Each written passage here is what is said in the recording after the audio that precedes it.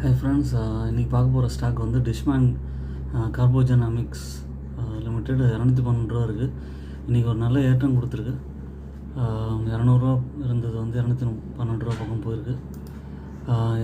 Current price வந்து 213 ரூபா அந்த மாதிரி இருக்காங்க. மார்க்கெட் கேபிட்டல் வந்து 3300 கோடி இருக்குது.